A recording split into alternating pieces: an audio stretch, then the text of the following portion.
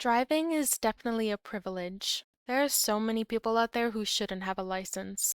Every time I see someone speed through a red light or pull out in front of me when there's for sure not enough time, I always wonder, Bruh. how did you pass your driver's test? Meanwhile, I somehow managed to fail mine. Oh, Twice. hell no, man. There are many ways to fail a driver's test.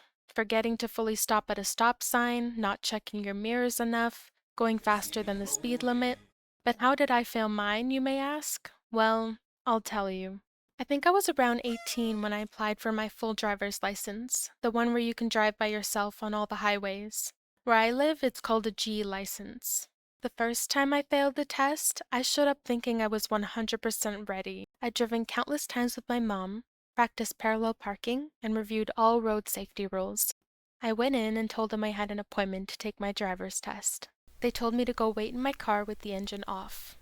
I sat for a while until a guy came out of the building with a clipboard, looking serious. He spots my car, walks over, and gets into the passenger seat. Before beginning the test, he had to ask me a few questions. I don't remember any other questions except one. He asked me if I'd driven on any highways, and if I did, approximately how many times. Now, I thought you weren't supposed to be driving on highways at this level of driving. I thought you were only allowed when you had your full driver's license. So I thought this was a trick question. I answered honestly, saying that I hadn't driven on any highways.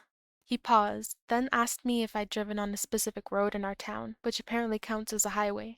I said yes. Then he asked me about how many times. I said about 2 to 3. He wrote something down on his clipboard and then said, "Unfortunately, we can't continue with the test. You need a certain amount of driving experience on highways, and you don't have enough." I was shocked. All that practice and we wouldn't even be leaving the parking lot.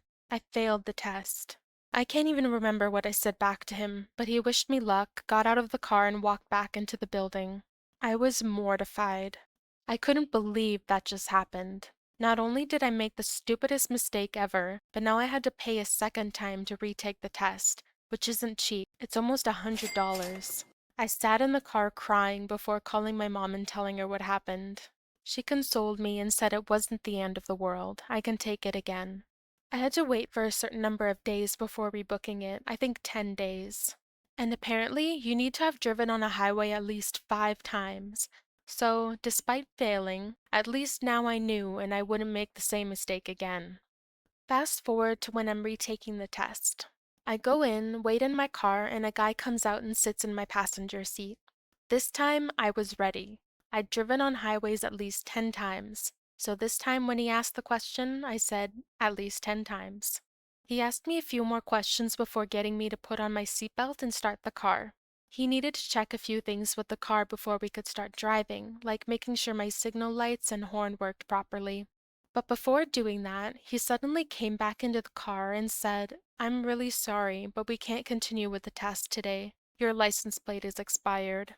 He looked genuinely sorry for me. My heart sank. I couldn't believe this was happening again, for another super dumb reason that was completely preventable if I was actually prepared. I thanked him and called my mom to tell her the news. I rebooked my test and this time read the entire driver's handbook front to back, checking not just the rules of the road, but every other detail possible and making sure to actually be diligent and fully prepared this time. When I took my test for the third time, everything went smoothly and I passed with flying colors. Driving always came super easy to me, unlike basic common sense. So yeah, I definitely learned the hard way about the fundamental things you need to pass a driver's test. If there's one thing I learned from this whole experience, it's that passing your driver's test starts long before you sit in the driver's seat. Do your practice driving on highways, double check your paperwork, make sure your license or plate isn't expired. Basically, don't be me.